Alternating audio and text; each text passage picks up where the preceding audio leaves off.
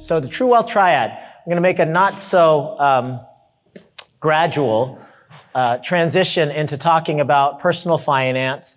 I got a ton, when I came back after my little hiatus from my dad's being sick, I did my first kind of reflective video to you guys about the True Wealth Triad. I got tons and tons and tons of feedback and personal messages about this, which told me that you guys want to hear a little bit more about net worth, how to generate more net worth, and why net worth in the first place is even important. So I talked about 3 different numbers, and I'll draw this up here. I know this is a tiny, tiny little board. We thought it was going to be a lot bigger. But the True Wealth Triad looks like this, the way that I see it. Very simply, we have freedom, we have net worth, and we have legacy. Okay. And they all are very much interrelated. So just as a review, net worth, as we all know, is assets minus liabilities. It's what you own minus what you owe. We're all very, very familiar probably with the amount of equity that we have in our dental practices, I hope. We'll have a rough idea of how to evaluate a dental practice, some multiple of EBITDA. We can go over that in a little bit. Also, you can take some percentage of gross revenue, maybe average those 2 numbers. But we all kind of have a rough idea of what our practices are worth, and then what we owe on them. And you can do the same thing for everything else in your life. It could be your real estate. It could be any asset that you own. What you owe minus what you own minus what you owe is your overall net worth. Now, when we're talking about freedom number, there's a ton of different ways to calculate this, but I use 2 different ways to calculate my freedom number. And the definition of it is when your businesses or investments generate enough income to cover all personal expenses indefinitely. Okay? So your monthly personal expenses times 200,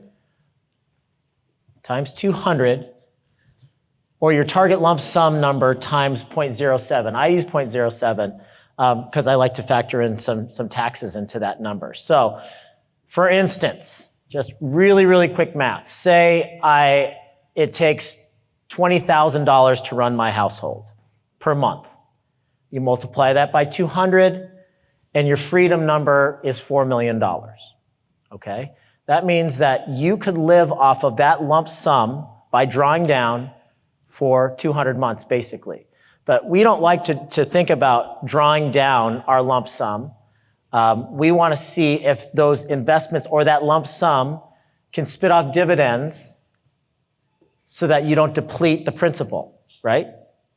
So if you multiply that same lump sum by 0.7, that means that your investment vehicles, your dividends for whatever your lump sum number is spitting off enough money to cover your monthly personal expenses, which in this example is $20,000. Okay? So it's really, really enlightening, I think, when people see what that freedom number is in a room like this. I would venture to guess that a lot of you guys are already there if you decided to liquidate and eliminate your active income streams, which for most of you, the active income stream is actually producing dentistry. I would say that part of your passive income stream is actually the dividends that your practice is spinning off. In Summer's case, she has 46% overhead, so something like that. So her EBITDA is 24% of her overall gross revenue. So 24% of those funds that her practice is spitting off comes from passive income or the business itself, not from doing clinical dentistry.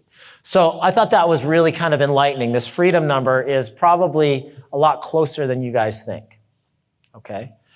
And then the legacy number, it's an accumulation of assets and invested capital that will spin off dividends to your future heirs, right? So at some point, when you guys get some gray hair and have done this for 20-something years like I have, at some point when you realize that the freedom number is no big deal, that's already there. If I liquidated tomorrow, I wouldn't have to work again.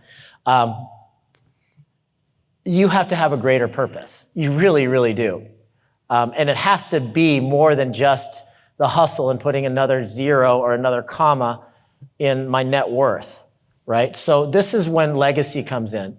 So what do you want to leave, not just to your heirs, but how do you want to change the world, right? So our new legacy project inside DSI is Smile Outreach International, and Laura's going to be helping us with that. It's a very, very kind of coherent goal of having physical, free dental clinics all over the world. We want to have one in Mexico. We want to have one in the DR. We want to have one in Uganda. We want to have one in the Philippines. That's the legacy number that I'm working on now. How do I accumulate enough money so I can set these clinics up and run them, right? So if that's going to take $15 million, that's my new legacy. That's my new legacy number. And then we have to figure out a way to keep those running after I'm long gone.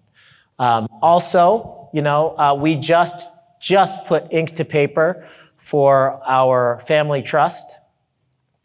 And the way the family trust works is you have to have certain trigger points for your heirs, right? So we have X number of dollars that if Leslie and I both passed away, our heirs would have a certain amount of money that they would get. But there's a certain trigger mechanism for when they get that money. For instance, they have to, at 18 years old, they get X number of dollars if they are enrolled in some sort of an educational program or if they're in the military or something. And we were very, very specific about this. At 25, they get a certain percentage of their lump sum that they're going to get at 35 and at 40. And we were very, very specific about that. It involves drug tests and stuff like that too, believe it or not, even though we don't have a drug problem in our family. But we want to make sure that they're not deadbeats and just living off of all of our hard work for the rest of their lives. So we want to have a tiny bit of control even from the grave when it comes to that. So legacy is very, very important to us and how we're going to distribute our wealth after this. And there has to be some reason that you are seeking more growth. And it doesn't have to be financial, but I will tell you that you can make a really, really big difference in the world if you have more money in the legacy column. Okay? I can't tell you how many lives we will be able to touch if we're able to actually pull off this vision of this nonprofit that we want to create, but it really, really, it gives me goosebumps when I think about it. That's the kind of stuff that gets me up in the morning.